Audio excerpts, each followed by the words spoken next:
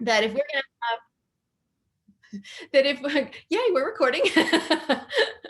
That if we're going to have bold strategy that's around the organizations that we're leading, but also around our careers, that's the part that we're looking at with change leadership in terms of being relevant. If we're going to have developed and engaged staff, then that's the resilient piece. And if we're going to have member champions in our organizations, then there's also a revitalized piece. So I wanted to first go through sort of 6 areas, and then we can really have some conversations about where you all want to do deeper dives. When we think about change leadership, I'd love for you all to process the idea of that being transformation leadership. Because when you think about change, think about what happens when you use that word, right? You can see the body's tense, the hair goes up on the back of the neck, and immediately people are starting to think, well, what's going to happen to me, right? As opposed to what am I going to get to be involved in? But when we use transformation leadership or the word transformation, we're really beginning to extend an invitation to other people being part of what it is that we're trying to do. So tip number 1 is really think about talking about change leadership as transformation leadership, and think about the language that you're using around it. But I also wanted us to take a look at sort of the environment that we're operating in. Because, it used to be that we would do strategic work, we'd set up dominoes, and we'd work to make the dominoes fall. And it was usually a fairly linear, process that we were going through. But one of the things that's really different for all of us now is that we're in the process of leading multiple spectrums that are really affecting our relevance and also resilience and the ability to revitalize, for our future.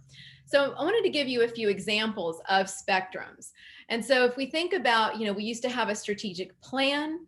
More and more organizations are going to strategic scenarios or strategic frameworks. We had have a scenario of virtual all the way to in-person and work. We've got a spectrum of travel to no travel. We've got a spectrum of vaccinate or don't vaccinate. We've got comfort to discomfort. And then we've also got a spectrum around diversity, equity, and inclusion. And those are just some examples of the fact that as leaders, when we think about this being all of our responsibility, that what's making it more challenging is that we're having to lead all of these spectrums at the same time. And each one of us are on different places on each spectrum. Each one of the people that we're leading on our staff teams, on our boards, in our memberships are also potentially on different places on that. So it's not like we're playing to a place on the spectrum. We're having to manage all of these across them at the same time. And that's not changed, over the last 15 months. And it doesn't appear that that's going to change, at least in the conversations that I'm having right now. So when we think about, our job in leading through these kinds of spectrums, we also have to address the issue of how are we going to be able to speak to those different spectrums, allow people to be in different places, and also us not come across as judging based on where each person winds up being on that. And one of the interesting parts about this is that when we think about diversity inclusion, this is another place that we're practicing that, right? Is how is this playing out across it and allowing people to be at different places. So the tip in this area is to remember that underneath each spectrum that you're managing are not just facts, but there's emotion. And so a lot of people on those locations are not just coming to it from the fact that they've intellectually, done their homework and they're landing here. They're also landing there emotionally. And so one of the things that we have to figure out, is how can we be ready for some of the hard choices that we may have to make, but also to think about if we decide to go to absolutes on any of those spectrums, to be thinking about how we're going to manage those, as we go forward. So a third area in change leadership or transformational leadership that I think is really important is a shift in how people are perceiving where they are. So when I talked to people before in 2019, the word people used most frequently voluntarily was overwhelm. The beginning of this year, the word people voluntarily used was pace. And then by the end of the first quarter, that word had shifted to burnout. And I found that really stunning, that in terms of how people are experiencing what they're going through, that's being processed in that way. So one of the things that is accompanying it is a lot of people are sharing that they don't feel as appreciated by their boards.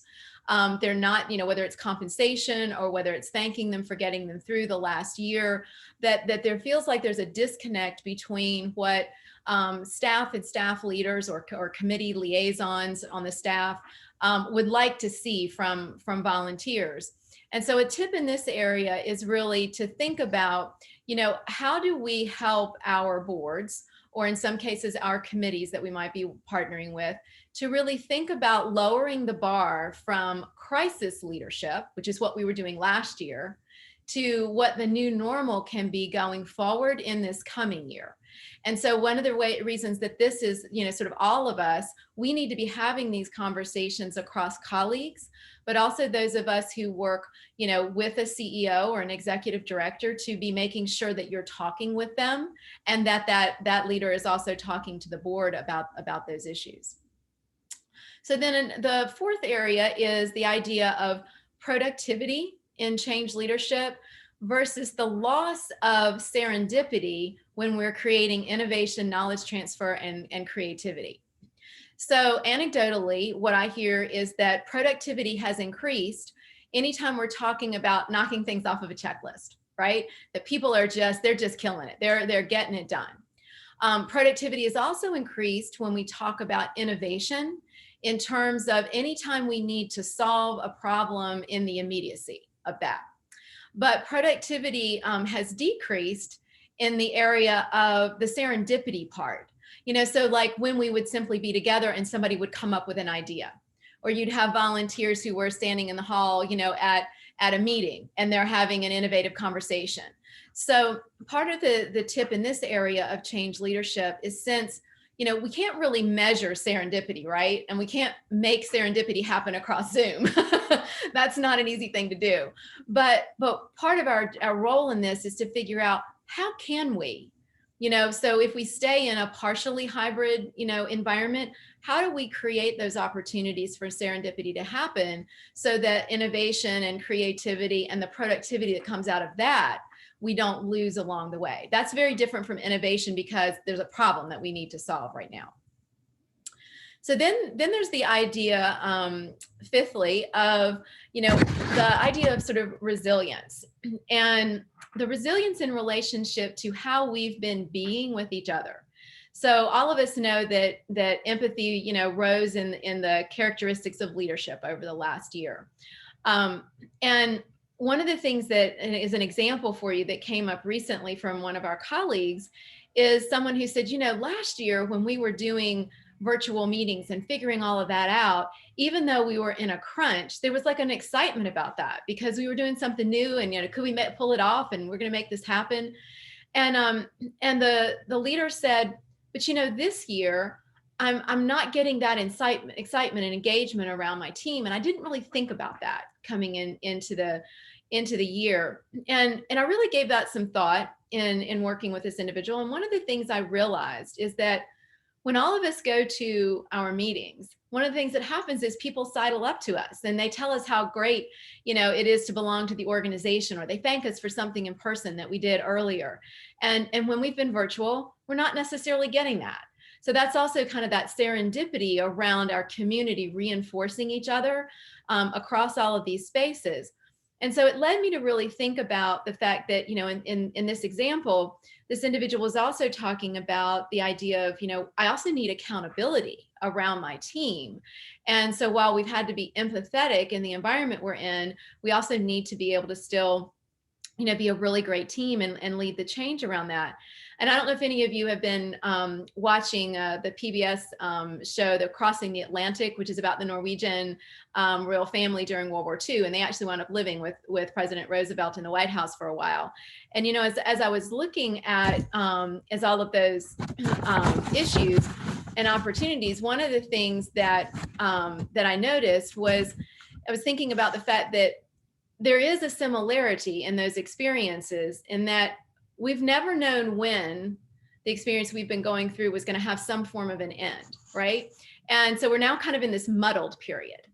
And so we've never had, I think all of us on this Zoom call can say, we've never had to build the kind of muscle that's resilience over something as large as this that affects all of us, that really requires us to think about change leadership in some really different ways that will allow us to stay relevant as we figure this out. So, you know, the tip in this area is as we build this kind of resilience is to make sure that we begin to kind of shift some of that language from only empathy into the accountability and the resilience. So that as leaders, part of what we're doing is helping our teams be able to navigate through that. And certainly there's emotion connected to everything that we've been through. And yet this is also a marathon that we're going through.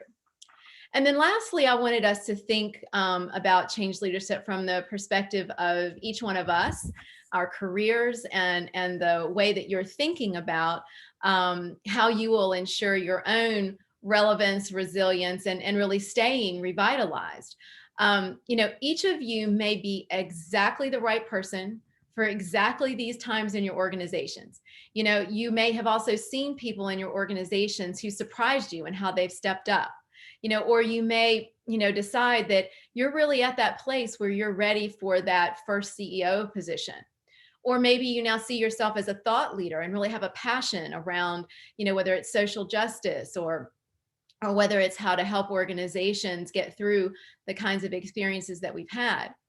But one of the other things that we're also seeing is that for some people, their values are not in alignment with their organizations anymore. You know, for some people, the expectations of their roles have really changed, and they don't have an interest in how those roles are changing. You know, for a number of people, how they're evaluating their life and their careers has really altered through the last 15 months. And then again, there's also the difference in terms of organizations having resources. And that may have changed fundamentally and changed how you see yourself, you know, as part of your organization.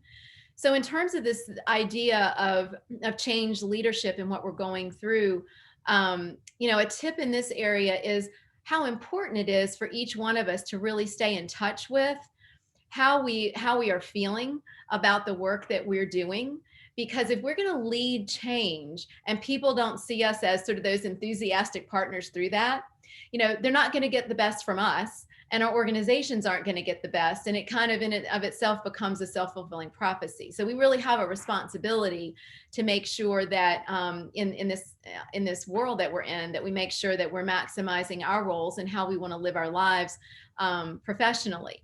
So if we pay attention to these 6 areas and really think again about, you know, what's the bold strategy that we want to keep in place in our organizations and in our own careers, you know, how do we maintain, develop and engage staffs and also have member champions? You know, we can do that through thinking of change leadership as being relevant, resilient, and revitalized. So that's kind of a framework for us to have a conversation for the rest of our time together. And I'm also open to any questions that you guys may have too. So who would like to kick us off with thoughts based on the framework that you've heard?